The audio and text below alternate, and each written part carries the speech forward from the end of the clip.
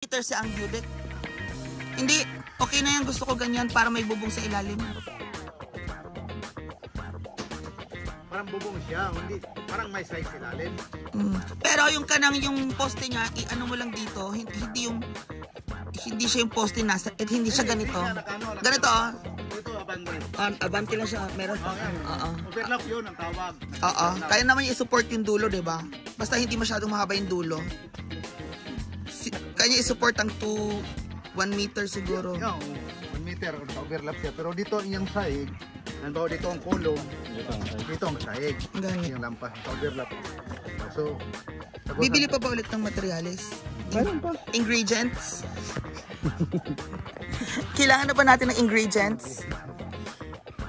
Nasaan yung tent ko? Hindi na, wala akong tent. Pasok yun.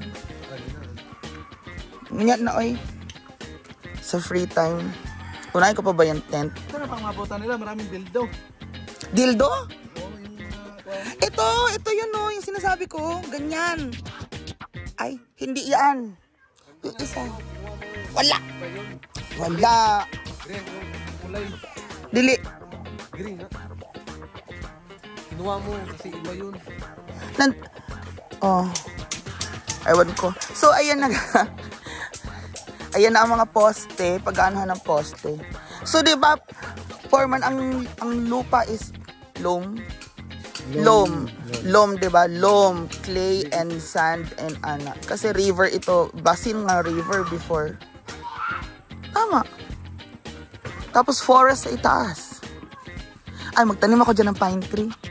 Bibili mo ito, mga 6 meter. Hindi, sabi ko, uncle, magtanam ko na lang ng pine tree yan, uncle, no? Dito sa gilid. Sa likod, saan ng nyug, oy? Parang may butong ba? Butong. Ang sa likod, lemon tree ba? Lemon tree. Oo.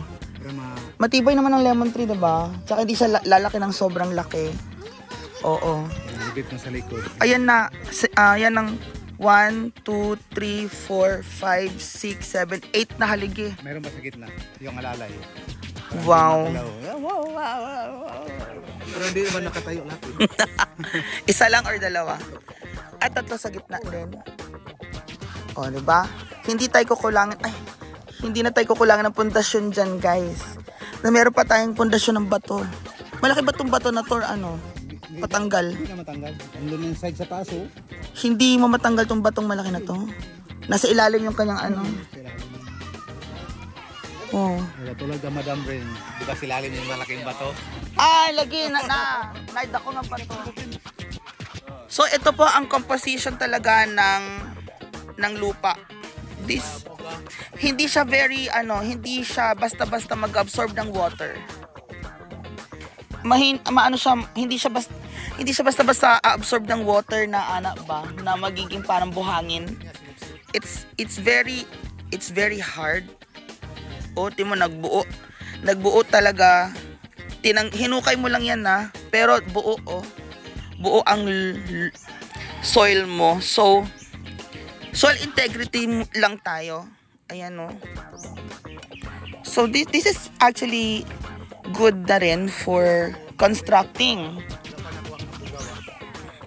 At saka, hindi po yan buong, yan, 1, 2, haligi lang yan. Ganun na. The house is going to be built on stilts. Okay? Not on sand, but on rocky and loam soil. Yan, diba? Tignan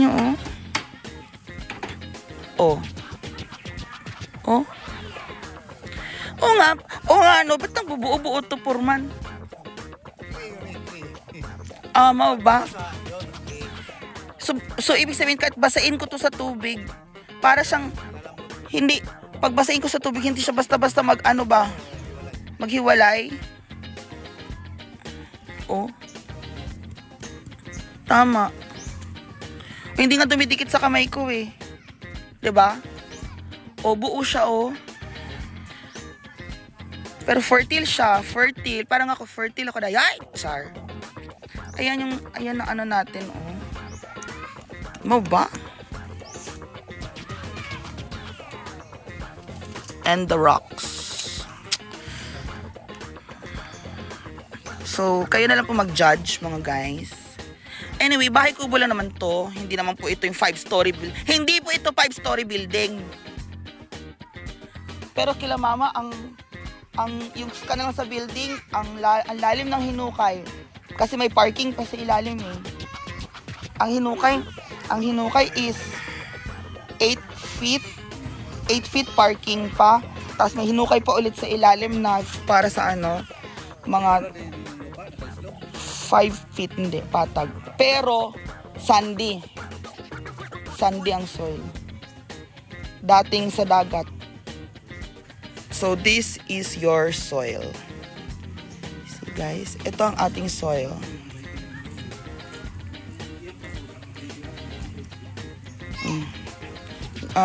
May masasabi pa po ba kayo? Soil ito, hindi ito rock ha. Ito yung soil niya, oh. Oh. Diba? Tapos ulitin ko, yan ang mga ligi. 1, 2, 3, 4, 5, 6, 7, 8. Yan ang haligi ng pundasyon. So, diba? And then yan lang. Sa taas, may madaming trees and forest. Mag-lunch na kayo pag naluto yung rice. Masarap naman yung ulam. May noon akong binilhan na ulam. May binilhan ako na ulam sa sa merkado. Dito sa gilid. Ito po ang kalaki ng column. This is... Yan ang papatong kahoy. Oh, wow. Ang laki. Ang laki. Kasya isang tao dito ah. Diba? Kasya. Kasya isang tao. Ayan ang dinuruin ko yan. Oh, magani. Ganyan, drawing. Oo. So, there you go. Pinakamahaba yun. Ito sa baba ang mahaba. Ipilado na itong tangsi. Level na to. Sa taas, maiksi lang. Na, hindi po rin. 1 feet? 1 feet. 40. 40 cm lang? 1 feet, okay na yan. Oo. Pangkahoy. Para hindi mabasa ang kahoy. Magani. So, tama. Yan na po ang foundation. Hello, welcome to Foundation Day. Pag mag-ano na tayo, bili na tayo ng manok. Ano manok, anak? Pak. Bukas na. Ay, pag makumpleto na to. Ito. Oh.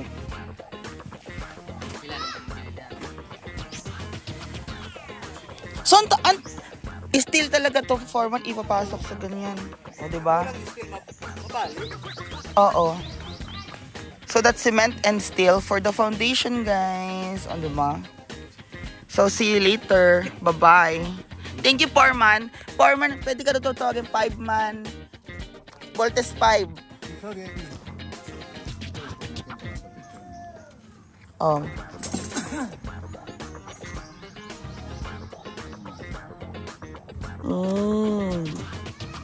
Yan ang kalalim ng busan sa puting.